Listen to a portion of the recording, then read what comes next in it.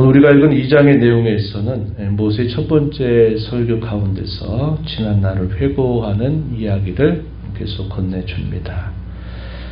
어떤 내용들이 오늘 우리가 읽은 말씀에 소개되느냐 하면 그들이 시내산에서 출발해서 가데스바네아라고 하는 곳에 이르는 시간 동안은 불과 10일 정도밖에 시간이 지나지 않았다, 이렇게 이야기합니다. 짧은 시간 만에 도착을 했다는 것을 말해 줍니다. 그런데 이 가데스바네아에서 이제 오늘 읽는 이 모압 평지까지 이르게 될 때까지는 시간이 약 40여 년 가까운 시간이 흘러간 겁니다.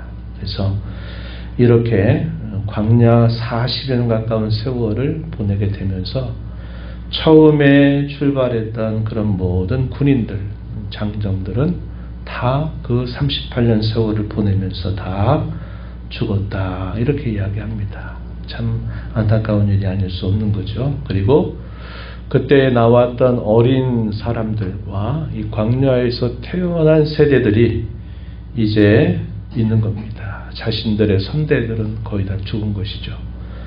여호수아와 갈렙 이 두 사람만 남고 다 그들이 광야에서 엎드러졌다. 이런 충격적인 일이 사실 어떻게 일어났을까 싶은데 실제로 그런 일이 일어난 겁니다. 우리가 아는 바와 같이 이 광야에서 수명이 다해서 죽은 사람도 있겠지만 다 죽은 이유는 결국 이 광야 생활을 하게 될 때부터 계속적으로 하나님을 원망하고 불평하고 또 하나님께 해서는 안 될 그런 반역적인 태도를 고치지 못한 이유 때문에 결국 그들이 다 약속의 땅을 밟지 못하고 광야에서 엎드러지게 되었다 하는 사실이죠. 그리고 38년이 지나면서 이제 가데스바네아에서 다시 이제 북쪽으로 올라가라고 하는 명령을 받고 북쪽으로 올라가는 중에 하나님께서 금하신 족속들이 있어요. 절대로 다투거나 싸우지 말고 욕심을 부리지 말아라 하신 땅이 있고, 그러나 또 한편으로는 싸워서 차지하라 하는 땅이 있습니다. 어떤 나라를 허락하지 아니하시느냐? 우리가 아는 세 민족입니다. 에서의 후손들, 세일 땅을 중심으로 터를 잡고 있었던 에서의 후손들과는 결코 다투거나 그들과 싸우지 말아라. 하나님께서 그것은 에서의 후손으로 기업이 되게 하시겠다 약속하신 것이다 하는 것입니다. 또 롯의 두 아들이 이루는 민족이죠. 모압의 족속과 암몬 족속의 땅을 지날 때도 역시 그들과 다투거나 싸워서는 안 된다. 역시 이곳들도 하나님께서 롯의 자손들에게 주신 기업이다. 그 이유를 이야기해 줍니다. 그러면서 그들에게 지난 날을 회고하면서 이런 말씀하셨다고 모세가 말합니다. 지나간 광야 40여 년 가까운 세월 동안 그 험악한 그 땅을 지나가는 동안에 여호와 하나님께서 함께 하셔서 부족함이 없게 하셨다 하는 사실을 그들에게 이야기해 줬어요. 7절 말씀이죠. 그렇게 소개됩니다. 이 부족함이 없었다라는 말이 무슨 말일까요? 사람들이 원하는 모든 것을 다 채워주셨다라는 말이 아닙니다. 하나님께서 그들에게 꼭 먹고 살고 하는데 필요한 것들을 하나님이 공급해 주셨다 하는 것입니다. 그들이 계속 탐욕을 부리고 욕심을 부렸었죠. 애굽에서는 노역이 있었지만 그래도 고기도 먹고 또 야채도 먹고 우리 먹고 싶은 거 먹었는데 못 먹는다 하는 것 때문에 원망하는 일로 인해서 또 많이 광야에서 죽게 되는 일들이 발생하죠. 자신들이 먹고 산 것 외에 더 욕심을 부리는 것들까지도 하나님이 다 채우셨다는 것이 아니라 그들에게 꼭 필요한 일용할 양식을 하나님이 공급해 주셨다 하는 것을 깨우쳐주는 말이다 하는 겁니다. 하나님이 그들에게 만족을 가르치는 거예요. 욕심 부리지 말라는 겁니다. 그걸 가르쳐 주었던 세월이 광야의 시간들이었다 하는 것입니다. 그리고 하나님이 허락하신 땅이 있어요. 그 땅이 어느 땅입니까? 요단강을 중심으로 해서 동편에 있는 두 민족이 이루는 땅입니다. 헤스본 왕 시온이 있는 땅, 그리고 바산 왕 옥이 다스리는 그 땅, 상당히 넓은 지역을 차지하고 있는 땅이었습니다. 이 땅에 대해서는 하나님이 싸워서 취하라, 내가 그들을 그 땅을 너희의 기업으로 주겠다고 말씀을 하신 겁니다. 24절부터 37절까지 소개되는 말씀이에요. 그래서 우리가 잘 아는 요단 동편에 있는 두 민족들과는 결국 싸움을 벌이게 되면서 그 땅을 완벽한 승리로 이끌고 그 땅을 차지하게 된 겁니다. 바로 그러한 내용들이 소개가 돼요. 그런데 하나님께서 어떻게 하시느냐, 24절 가서 보시면은 이렇게 모세가 말을 건넸습니다. 24절, 너희는 일어나 행진하여 아르논 골짜기를 건너라. 내가 헤스본 왕 아모리 사람 시온과 그의 땅을 내 손에 넘겼은즉 이제 더불어 싸워서 그 땅을 차지하라. 오늘부터 내가 천하 만민이 너를 무서워하며 너를 두려워하게 할 것이다. 내 명성을 듣고 떨면 너로 말미암아 근심하게 할 것이다. 이렇게 하나님이 말씀하시는 겁니다. 광야 40년 가까운 세월을 보내면서 싸움이 없었던 삶을 살아왔습니다. 그렇죠? 거의 싸움이 없어요. 싸움에 대한 기술이나 뭔가 노하우나 이런 것들이 축적되지 않았던 족속들, 민족이었습니다. 그런데 강대한 그런 땅을 차지하고 강력한 군사력을 가졌던 그 두 나라와 전쟁을 벌인다는 겁니다. 말도 안 되는 거죠. 도무지 승산이 없는, 가능성이 없는 그런 일임에도 불구하고 하나님이 그 땅을 너희에게 붙이겠다라고 말씀을 하셨어요. 그리고 그 땅을 결국 완벽하게 승리하여 차지하게 하시면서 그 주변에 있는 나라들로 하여금 저 이스라엘 유랑민족들이 뭐 저렇게 강하냐, 도대체 저들이 뭐가 그렇게 강하길래 저런 민족들을 다 파하고 차지하게 하겠느냐 하는 이런 놀라움을 하나님께서 그들에게 주시겠다 말씀을 하십니다.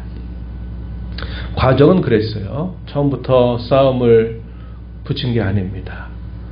여기 세 민족, 세일과 모압과 암몬을 친할 때처럼 우리가 이 땅을 통과하게 되면 우리가 다른 어떤 것도 하지 않고 우리가 아무런 일 없이 통과할 테니 허락해달라라고 요구를 했습니다. 들어가는 비용들에 관하여선 다 그대로 지불하겠다 이렇게 말을 건네지만 이 헤스본 왕 시온이 어떻게 합니까? 통과하지 못한다. 그러면서 전쟁을 벌이는 겁니다. 그러면서 전쟁이 붙은 거예요. 그런데 결과는 놀랍게도 이스라엘 백성들의 완벽한 승리가 됐다고 하는 겁니다. 이것으로 인하여 하나님이 하나님 백성들을 주변에 있는 나라들로 하여금 두렵게 하시는 그런 일을 하나님이 나타내시게 된 것입니다. 그래서 36절에 보게 되면 뭐라고 말했냐면 모든 높은 성읍을 점령하지 못한 것이 하나도 없었다. 이렇게 말합니다. 이스라엘 자손들로서는 이건 너무나도 충격적이고 놀라운 경험이 아닐 수 없어요. 유랑 민족들이 전쟁할 무기도 없이 거의 무기도 없이 나와서 지금 객처럼 이동하고 있는데 그 족속들이 그 주변에 자리 잡고 있는 강대한 땅들을 완전히 차지하게 됐다. 이것은 주변 나라도 놀랄 만한 일일 뿐만 아니라 이스라엘 백성들에게 있어서도 너무나 놀라운 경험입니다.